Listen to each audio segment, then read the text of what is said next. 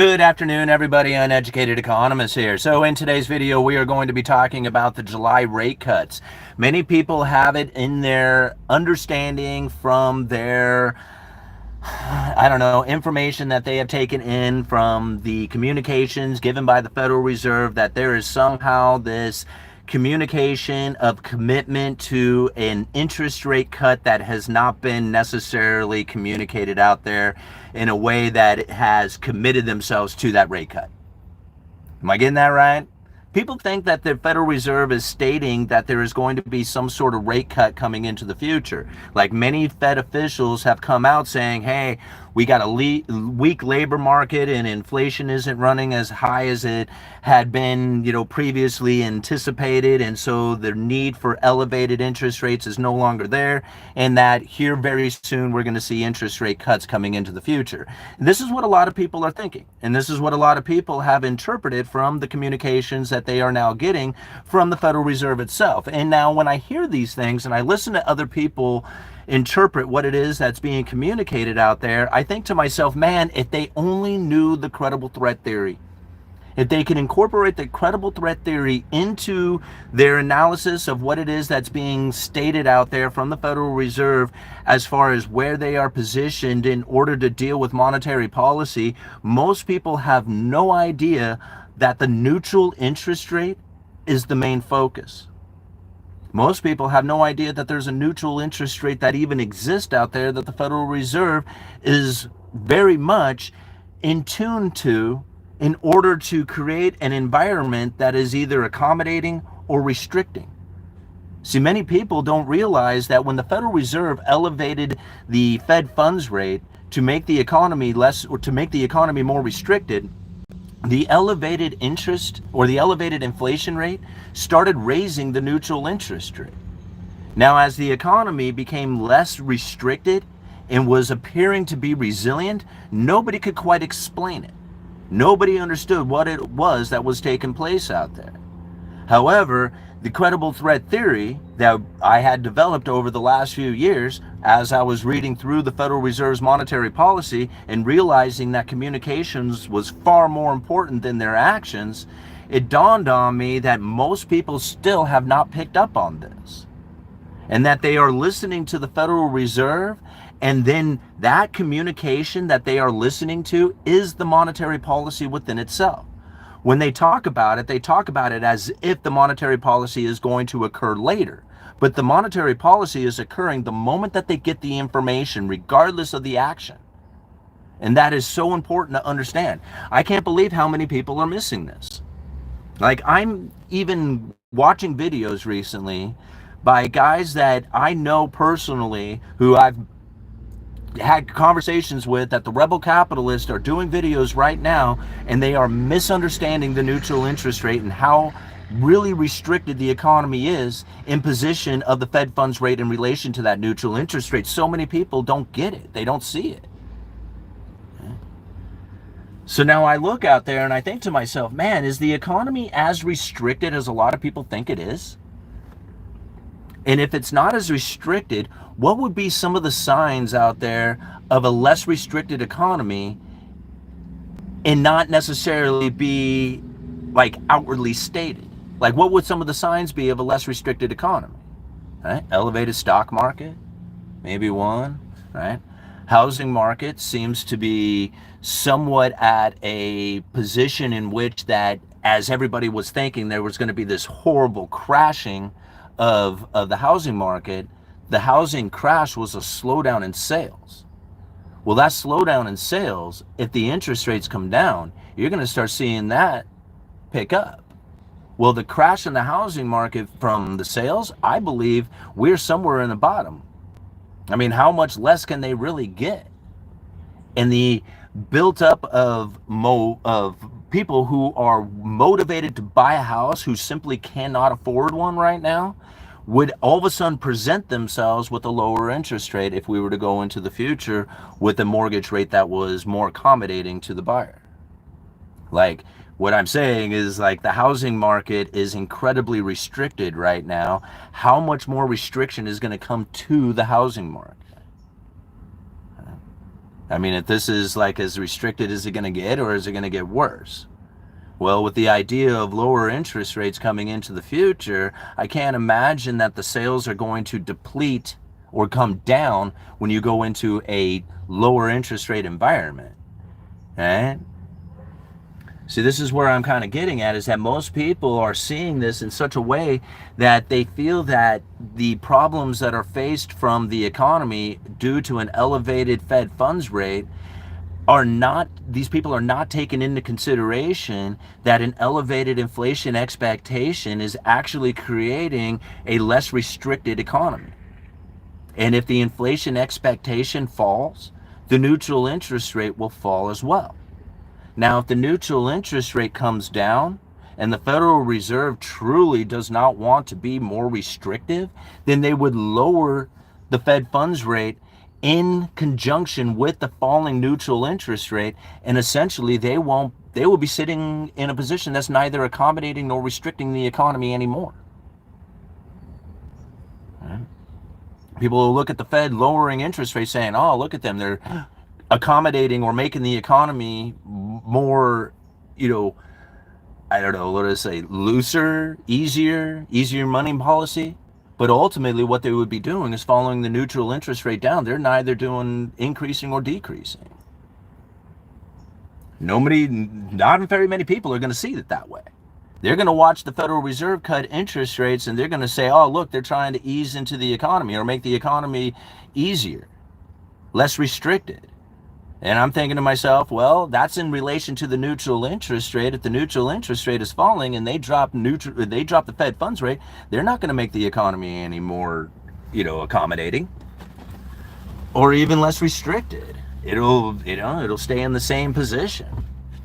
And as that starts to take place with the inflation expectation falling, nobody's going to catch that. We're like here on the Uneducated Economist, our channel, with the 131 people who are watching right now, they're going to get it. They're going to understand why it's taking place in the next 6 months, what's actually happening within the economy. Nobody really gets it. I mean, how many people out there actually took into consideration that the Federal Reserve was going to let inflation run extra hot, extra long for an extended period of time to make up for the fact that they failed to achieve the 2% target over the previous 10 years? I mean, I keep saying it over and over and over again. I finally found an article of somebody who actually took that into consideration to why it is that the Federal Reserve has positioned themselves. It's like it finally dawned on them. They were like, oh, do you think maybe they were trying to make up for the fact that they failed to achieve an inflationary target? It was like, you think? I mean, maybe the fact that they came up with a makeup strategy back in 2020 and they had to have done it earlier than that in order to have developed the strategy in itself. So there must have been some sort of understanding that they were failing miserably back in the great financial crisis and leading up to the COVID pandemic. Knowing that they were in a position in which that inflation was going to absolutely save them is so much different from everybody else's understanding that the Federal Reserve screwed up and inflation got away from them. That's the way that 99% of the people believe that inflation got away from the Federal Reserve and they lost control over it. I am one of the few people who said no, they took advantage of the situation when inflation was running extra hot, extra long for an extended period of time to make up for the fact that they failed to achieve the 2% target over the previous 10 years. And it worked. It totally worked. And as 99% of the people are still misunderstanding what was happening with the Federal Reserve can continue to conduct themselves in the way that they are doing right now, with the idea of using their words. Like it blows me away. How many Fed governors have come out over the last couple of weeks with different points of view? Like all of them? Like literally all of them? I don't know how many came out. I was reading about, Daly and Waller and all of them, like all the different Fed officials were all coming out. They all did news interviews and they all had a different point of view. Okay? Do you think that leaves the monetary policy open-ended? in which that now their communications will then be mostly interpreted by the markets in a profound way because they have no idea of what's happening. So the moment that they come out and use forward guidance saying we are going to do this, how much reaction that they can get out of the markets from that. They don't have to do anything with their Fed funds rate. They can communicate, and that communication is working. Look, I know many of you have heard this before, but I'm just going to bring it up here again, right? Because it's so important to understand what is taking place right now within the Federal Reserve's monetary policy. It is not what people seem to think it is, all right? Now, here is Philip Jefferson, right? On May 13th of 2024, right? And this is what he has to say. The potential for misinterpretation is especially acute when many policymakers speak at the same time and disagree with each other. Well, just go and type in anybody from the FOMC. Just type in FOMC members, voting members of the FOMC, and then start Googling every single one of their names and look for news articles from every single one of these people on the FOMC. You're going to find many of them have come out at the same time and disagreeing with each other, right? This is part of their plan. This is Philip Jefferson saying, hey, this is how we're going to do it. The potential for misinterpretation is especially acute when many policymakers speak at the same time and disagree with each other. The diversity of viewpoints among policymakers lends itself to stimulating debates and ultimately better policy. They want you to be misinterpreted, right? They want you to have the information that you are receiving, they want you to have misinterpreted that because it creates better policy. If they could keep that open-endedness of their actions, then their words have more impact. Right? The diversity of viewpoints among policymakers lends itself to stimulating debates and ultimately better policy. Right? He does such a good job of it. Let me bring another one up, right? This was February 21st of 2025. Jefferson had this to say, Philip Jefferson. Again, this is a voting member of the FOMC who's talking about monetary policy. He has this to say.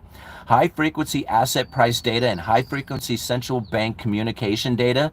This research shows that investors' reactions to specific sentences communicated by the central bank are quickly incorporated into asset prices. Tell me that's not a manipulation game. They know specific sentences to use to alter the asset prices that are quickly incorporated into asset prices. This is the Federal Reserve doing this. They know it. They know their words have more of an impact than their actions do. Right? And no matter how I try to explain this, people will still be stuck on the idea, what are they going to do in July? Are they going to cut or are they going to stay the same? And to me, that is the last question you need to be asking yourself. If you are asking that question, you are going to miss it. You are going to miss it. Do not ask that question of yourself. Ask, what is it that they are delivering for information along with that? Because that information that they are delivering with it, why it is that they are doing it, will have the impact on the economy that you are looking for. It's not the rate adjustments. It is so important. Again, Philip Jefferson, you should go and read this speech. If you are still stuck on the idea that the Federal Reserve is using their actions of Fed funds rate to then guide the markets or guide monetary policy or guide the economy, you are misinterpreting it. You are missing it, right? Jefferson had this to say, policymakers know that their communications are likely to affect the course of short-term interest rates. Their communications are likely. Not their actions, their communications. Their communications are likely to affect the course of short-term interest rates, other asset prices, and the associated economic outlook, resulting in an easing or tightening of financial conditions. When people say, are they going to ease into the future? Are they going to cut rates in July? Doesn't matter. Their communications can either tighten or ease financial conditions. That's what's important because that's what they are using. Right? And here's even a better one. You know that they are using it? Because Daily just came out saying, hey, we need to get rid of forward guidance. And I'm thinking, you guys haven't been using forward guidance for quite some time. Why would you need to get rid of something that you are not technically using? Right? Because they are using forward guidance. Every single time a Fed official comes out and has a communication that is being delivered through the mainstream media, that is forward guidance. It's not technically forward guidance, because forward guidance is an actual monetary policy where they come out and they communicate to the public, we are going to do this particular thing in the future. When they do that, we are going to cut at the next meeting. We don't know by how much. We are definitely going to cut. Could be a quarter point, could be half a point. That is forward guidance. Right? But when they back away saying we're no longer using forward guidance, but then they come out and they have all these Fed officials and all these news agencies who are then spreading that information out there, that is signaling, jawboning, and what I like to call credible threats. They are still using forward guidance. It's not technically forward guidance, but that's exactly what it is. Because markets quickly incorporate these messages into asset prices that can either tighten or ease financial conditions. This is so important to understand. See, this is the newest way that the Federal Reserve is now conducting themselves that has most people missing it. Most of the individuals who are still looking at the Federal Reserve and listening to them are stuck in a mindset from the previous decades, where the Federal Reserve would adjust monetary policy to stimulate the economy. They would lower interest rates to stimulate the economy, raise interest rates to try and slow the economy down. That is no longer an effective tool. It doesn't work. It doesn't work. I'll say it again, it doesn't work. So once you understand that it doesn't work, and knowing that they are still conducting themselves with the monetary policy through the communications about the interest rate adjustments and how that works is so esoteric and so far gone for most people to try and internalize, that they will just revert right back to the old ways that the Federal Reserve conduct themselves, and they will fail. Those people will fail. They will fail miserably to understand why it is that the Federal Reserve is doing what they're doing. Most of the people that you're going to hear about that who are saying that the Fed failed do not understand anything that the Fed is doing.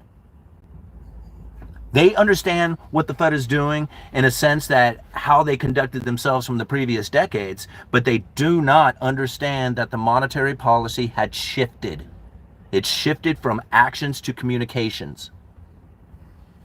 And the communications are about the action. And that's what drives people absolutely bananas about the Fed, and saying that they don't know what they are doing. They keep screwing up. They're bumbling around like Mr. Magoo. These are all the statements coming from the highest of the investment community people that you could possibly imagine. These are all the big time elitist people talking about the Federal Reserve, and they're using words like bumping around like Mr. Magoo. And I think to myself, you have no idea what the Federal Reserve is doing. This is billionaire investor who is absolutely clueless, while a dude in a 97 Suburban has absolutely dialed it in. And people who do not want to take that information is, hey, you're going to go and enjoy what it is that you feel is taking place within the Federal Reserve's lost idea on how it is that they are conducting themselves, because doing that is exactly the way the Federal Reserve is able to continue to do what it is that they're doing. If they can pull the wool over your eyes, they will continue to succeed, and it's working, since most people are not incorporating into what it is that's actually taking place, and that is the Federal Reserve attempting to move the neutral interest rate. And that is happening with an elevated inflation expectation. Think about it. How much inflation expectation has been persistent in the economy for the last 6 months? It's incredibly elevated. People keep coming to the store here and they're saying, oh man, are you guys seeing prices increasing yet? And I'm thinking, you have some major elevated inflation expectation, but the reality of the situation is very low. High inflation expectation and low actual inflation, elevated interest rates. Do you know who this benefits the most? I mean, okay, let's think about it for just a second, right? Elevated interest rates means that you get a bigger return on your capital investment. So you deploy capital into a particular interest-bearing account or something, and when that comes back to you, you have a fairly decent amount of money considering what it was that you would have gotten just a few years ago, right? I mean, really low interest rates to higher interest rates today than they were before, your return on capital investment increases. So who is it that has capital investment? Is it the working class individual who has a bunch of capital investment? Probably not. I mean, they might have a 401k, they may have something like out there, but that's not really the same thing as being able to put some money towards a particular business or stock or something, and then getting that back and then deploying that back into more investment or back into consumption or something of that nature. Who is it that benefits the most from elevated interest rates? All right, the rich elite. They get a bigger return. Who does it hurt the most? Right? The people at the end of the line, having a harder time coming up with mortgage payments, making your credit card payments, all that other stuff. Interest to you at the bottom line is actually forcing you down the line even further. So here you got one group that elevates themselves and another group that diminishes. Wow, does this not create like inequality? Who would want that? Who would want, if you were rich elitist, to become more of a rich elitist? A certain group of people out there who elevated the inflation expectations with actual low inflation creates an environment that separates the rich from the poor. Huh. I wonder who benefits the most from that. Just curious. Yeah. I mean, is it the working class who's going to benefit the most when their paychecks can't go as far at the end of the month? I mean, I don't think they're the ones who are succeeding and doing well in that. But there are a group of people, there's like a whole group of people out there who are actually increasing their consumption. Oh, I wonder, maybe it's the top 10%, right? The people who actually have a decent capital investments that are taking place right now and being able to take that capital and deploy it back into consumption. They're the ones who are doing really well. Everybody else is sucking. Huh. Wonder who created that. See, this is what I find very interesting about how it is that, most people are looking at the economy and looking at the Federal Reserve and how it is that they are conducting themselves. And I think, man, you're so smart on the way that they used to operate. How come you can't figure out how it is that they're doing things today? I mean, is it because like once you have gotten that understanding that it's just like it just will not be changed? Yeah. I mean, here it is, this communication right here, this simple sentence coming from Philip Jefferson, given, this isn't even that long ago. This was February 21st of 2025, right? I mean, we're just talking a few months ago. And they said it right there. Policymakers know that their communications are likely to affect the course of short-term interest rates, other asset prices, and the associated economic outlook, resulting in an easing or tightening of financial conditions. Yeah.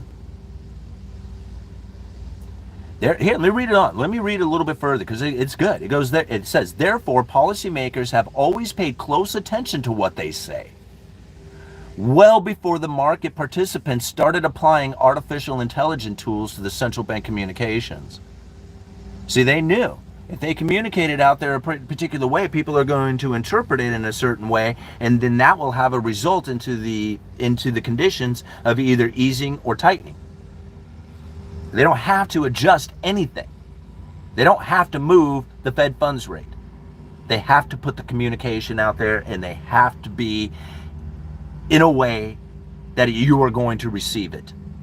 And that's what I find so comical about this, is that the more you dive into it, the deeper it'll go into realizing that they are putting this sort of communication, not this through the macroeconomics, delivery mechanisms of CNBC or news articles or something like that, but they are actually going on talk shows, putting it into commercials, putting it into music videos. This isn't just the United States. I'm talking, this is the same game that many central banks across the globe were doing at the same time because of the low neutral interest rate that was occurring over the previous 10 years.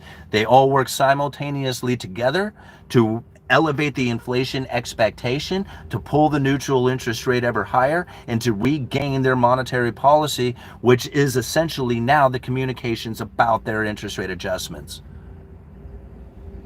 And it's working. It so works. Alrighty, guys, I kind of babbled on here. All right. Only people benefiting from higher rates are rich people making money on their short end and doing nothing. Blissful people keeping themselves working, 5-day plan. Wouldn't they only have short-term effects? Fed mandated to keep employment high, no early retiring. Mandate, I don't do that. All right, Fed mandate is stable prices. They favor banks by fighting deflation. Yeah, well, deflation is their biggest scare. The mandate is to service the American people. Simon, you are reading this info anywhere? Simon, are you reading this info anywhere? Love what you say about high rates, low inflation, and high inflation expectations. Yeah. I mean, you got to think, guys. Like they're not. The economy used to be a productive saving nation, right? We were into production and savings, and so we were a manufacturing base, so producing more stuff and then getting that stuff out there to the globe had the American worker with a higher standard of living. This is what they would push for, right? But we're not a manufacturer saving nation anymore. We're a consumer debtor nation. So if your economy is built on consumption, who is it that you're going to focus in on in order to increase consumption? Are you gonna focus in on 90% of the people who are doing 50% of the consumption, or are you going to focus on 10% of the people who do 50% of the consumption? Or even better yet, like the video we discussed yesterday, if the top 20% could possibly be doing 75% of the consumption, who is it that the powers that be are focused in on? 80% of the people or just 20% of the people? Probably just 20% of the people, since they're the only ones who are really important to the economy, since we're a consumer nation, consumer debtor nation. Right? 80% of the people take on a lot of debt, and 20% of the people do a lot of consuming. Right? Like this is the reality of the situation we now face, and there's nothing you can really do to change it, but there is something you can do about positioning yourself in accordance to this. Right? Because what I see happening right now is not really anything that is going to benefit the working individual, like the working family, the working household. Those people are going to struggle. They're going to struggle even more going into the future, because the idea that a strong middle class can be produced means that ultimately the rich elitists would have to unload a lot of where their wealth is. And that's not going to happen. See, the problem that we faced is that the standard of living that the American people enjoyed and thought that was like an amazing thing to have in our society, which it was, ultimately led to the experience of moving into luxuries, which inevitably created this decline, the inequality that we now face. Once you understand it, once you see how that happens, you're going to recognize that there is no solving the problem. You can't tell people, hey, don't enjoy your life. You can't tell people that. Especially the people who have worked hard to accumulate an abundance in their life. To tell them, hey, don't enjoy that is like, I don't know, it's like some kind of, delusional expectation that it's not going to happen. Those people are going to enjoy it. They are going to move into luxuries, and there's going to be a separation between the rich and the poor on account of it. So if you can position yourself to deal with that, then you're going to do better, right? But if you're positioning yourself to fight that, like I'm going to vote for people who prevent that, you're going to have a difficult time, and you're probably not going to be successful. All right, $2 from Justin. Thank you so much. Altria stock, thoughts, predictions. I got out of Altria personally. I ended up selling that stock off, ultimately to pay some taxes and some other stuff that I had going on. I would have probably stayed in that position if I could have, just because the dividend payments were doing so well. And I was up on the stock itself. So at this point, I haven't been paying attention to it for the last few months. But as far as the dividend payment and You know, the position that I had in it, I was happy with it. You know, but I didn't really think of it as something that was going to like really skyrocket and do really well or something like that. I was just thinking it was, you know, a fairly decent position to be in at the time, and I was looking into dividend paying stocks and having something that was like something I kind of understood, which was addiction. I thought, well, that's the place that I'm going to be. But that was it. That was my whole, like, I don't have any love for that stock at all, you know.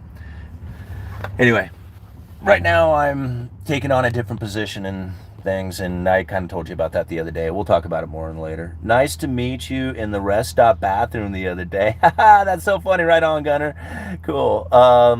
I come for the consistency and stay for the economic chats. Well, thank you, Gunner. Yeah, that was pretty funny on the way up to Seattle to go watch the Mariners play the Red Sox. We stopped at a rest stop on I-5, and yeah, Gunner was up in the back. He was like, he recognized me right away. It's funny. That's cool that you. Thank you for the $4.99, man. I really appreciate it. And that was a cool little moment there to meet, to, you know, when somebody recognizes me, I always get a kick out of it. In fact, it happened yesterday at the grocery store. There was a guy there. He's like, "Hey, Uneducated Economist, right on." And I asked him if he lived around here. He was like, "No, I'm just vacationing." And so he just happened to recognize me in the grocery store. And I love it when that happens. It's like, it's fun. You know, that's a cool time. Time is it? Alrighty, guys, I got a couple more minutes here and I'm going to call it quits. I already started to invest in gold and silver in April, and last September started investing in Bitcoin. Ever since, that stuff that has been going on, I really started to learn about economics. You know, and that's funny about it is like once you start moving into gold and silver or Bitcoin or stocks or anything, you really start taking in a lot more economics information and just like research and listening to other people, because you have some skin in the game. So now you're like, you know, you're really interested in it all. So right on, man. I mean, I'm glad to hear it. I try to dollar cost average every single month into many different positions: gold, silver, Bitcoin, stocks, not so much bonds right now, although it probably wouldn't be a bad idea, but I'm more of into like stocks, Bitcoin, gold and silver. And ultimately I didn't want it to be that way. I didn't really want anything. It was just whatever happens happens. But the cryptocurrencies have just dominated every position that I have on everything else, except for maybe the house, like the real estate in the house. But everything else that I've ever put money towards, Bitcoin, cryptocurrencies, Coinbase, stuff like that, makes the rest of the stuff seem like it's standing still. Yeah. All right, and that's a very volatile thing to get into. So for the people who can't stomach it, you might want to stick with something that's a little more mellow in the early days when you're getting starting into investment, just because the volatility has a tendency to make people feel very emotional about what's going on. The more that you deal with the volatility or the more you experience it, the less dramatic it feels like when you're watching, you know, because I have a half a Bitcoin now, and man, when you see that Bitcoin moving by, you know, $10,000 in a couple of days, and you're thinking, you're watching your portfolio move by thousands and thousands of dollars in a couple of days, like, whoa, that's a lot. But then after it happens a few times, you don't, you know, you know, it is what it is. You don't stress it. All right, been through crypto winters, not fun. Yeah, I've been in crypto so long now. Like, I don't even know. I mean, it's been a long time that I've been in the crypto market, and so when I see down times, I don't stress it. I literally, I just don't stress it at all. Mm-hmm. All right, I've eaten in ports all over the world: dog, cat, sea bass. The right sauce, it all tastes good. Did we not have the Cantillon effect before 2008 happened? Well, absolutely. The Cantillon effect is constant. It's always everywhere, constantly, all the time. And so, I mean, the Cantillon effect has taken place even as of right now. Anytime you ever enter new money into the system, you're going to have a separation between the rich and the poor. And it always goes down somewhat of the same way. Once you understand it, once you recognize it, you'll see it. The idea that the moment that they fired up the quantitative easing and they were like, oh, we're going to send all this money down here and stimulate and give it all to these poor people who aren't working and, you know, all this other stuff. And I thought to myself, man, unless they turn that back into investments, it's going to go right to the top, and the top are going to get richer, and they're going to find them separating from us even more. And that's exactly what happened, right? If you give a bunch of poor people money, they will spend the money. If they spend the money floats to the top. If the poor people took the money and they invest that money, right, that would be a different story, but they don't invest it. That's why they're poor, right? If you were a poor person who constantly invested their money, eventually you wouldn't be poor anymore, right? But poor people take their money and they don't invest it, they spend it. They spend it on frivolous items. Some people just spend it on necessities because they don't earn enough. And that's a different story, right? That's an entirely different story. But when you're given a stimulus package and people are like, woohoo, party time, right? That's going to send that money right to the rich. And that's what happens. So you can't inject new money into the system and then not expect it to not separate the rich from the poor. Like, you can't do that. Anytime you put new money in the system, you are going to expect, you have to expect, and I don't care how much you tax or whatever, you have to expect that that will create inequality. And so what is it that everybody bitches about every time that they start feeling a little bit of pain? The government has to do something. When you say government has to do something, you are also saying government has to spend money they don't have. Because what else are they going to do? Right? Either you do something or you do nothing. And if you do nothing, you don't spend money. And if you do something, you're spending money. So doing something means that the government has to go deeper into debt, separate the rich from the poor, and then the poor will be like, thank you for that? Well, you asked for it. Yeah. All right. Uneducated economist, you guys let me know. What did Deplorable say? Please, government, just do nothing for once. Yeah, no. Well, think about it, like, you know, the Federal Reserve raising rates and keeping interest rates elevated is essentially them like not doing anything, right? Quantitative tightening is them not doing anything. People get mad at them for it, especially people like Trump. Anyway, uneducated economists, you guys let me know.